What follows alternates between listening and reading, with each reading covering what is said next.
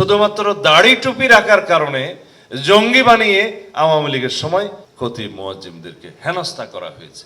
বাংলাদেশের কোন নাগরিক বেআইনিভাবে কখনো গ্রেফতার হবে না। এই বাংলাদেশে প্রথমবারের মতো আমরা বাংলাদেশের একটা বিশাল জনগোষ্ঠী যারা সমাজের নেতৃত্ব দেন, ইমাম মুয়াজ্জিম খতিবরা, তাদের জন্য আমরা একটা রাষ্ট্রীয় মর্যাদার ব্যবস্থা ঘোষণা দিয়েছি।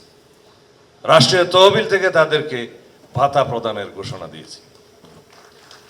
আপনারা সেই কথাগুলো প্রচার করবেন এবং বিভিন্ন ধর্মীয় অনুষ্ঠানে তাদেরকে আমরা ভাতা প্রদানের ঘোষণা দিয়েছি। তাদের জন্য কল্যাণ ট্রাস্ট এটা একটা আছে, সেটাকে আরো শক্তিশালী করে কল্যাণ ট্রাস্টের মধ্য দিয়ে তাদেরকে তাদের আর্থিক সহায়তার ব্যবস্থা করার কথা বলেছি।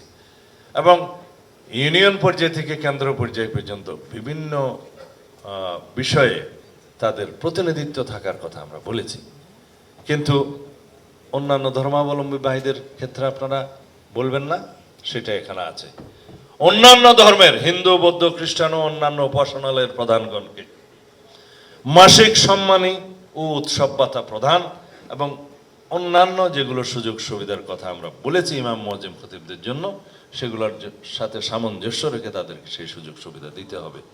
তাইলে এই বিশাল যে একটা জনগোষ্ঠী যারা মূলত সমাজের নেতৃত্ব দেয়, প্রতিনিধিত্ব নয়, নেতৃত্বই দেয় গ্রাম পর্যায়ে, সমাজ পর্যায়ে, তাদেরকে আমরা সম্মানিত করলাম, মূল্যায়ন করলাম, অর্থনৈতিকভাবে সচ্ছল করার কথা বললাম, রাষ্ট্রীয় ভাতার কথা বললাম এবং রাষ্ট্রীয় মর্যাদা বৃদ্ধির কথা বললাম বা প্রদানের কথা বললাম। এই কথাগুলো প্রচার না করলে অন্যভাবে কেউ হাইজ্যাক করে নিয়ে যাবে।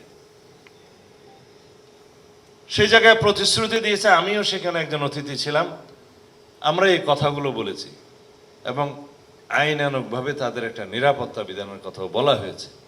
অনেক সময় তারা হ্যারাস্ট হয়েছে আওয়ামী লীগের সময়, শুধুমাত্র দাড়ি টুপি রাখার কারণে জঙ্গি বানিয়ে আওয়ামী লীগের সময় খতিব মুয়াজ্জিমদেরকে হেনস্থা করা হয়েছে, জেলে পোড়া হয়েছে, হত্যা করা হয়েছে।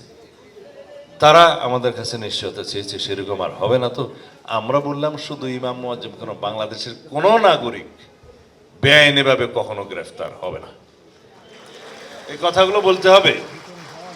তা আমরা যে কর্মসূচিগুলো দিয়েছি সেই কর্মসূচিগুলো জনগণের কাছে আপনাদের মাধ্যমে পৌঁছাতে পারলে জনগণ বুঝবে বাংলাদেশের মানুষের দল হচ্ছে বাংলাদেশ জাতীয়তাবাদী দল। তখন জনগণ বুঝবে গণতন্ত্রের বিকল্প নাম বিএনপি। তখন জনগণ বুঝবে বাংলাদেশের মুক্তির সনদ, মুক্তির মার্কা ধানের শীষ।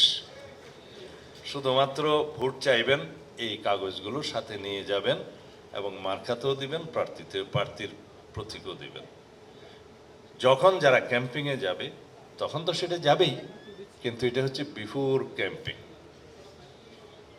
বলে না অনেকে প্রি ইলেকটোরাল এবং পোস্ট ইলেকটোরাল। পোস্ট ইলেকটোরাল কাজটা সরকার আসে,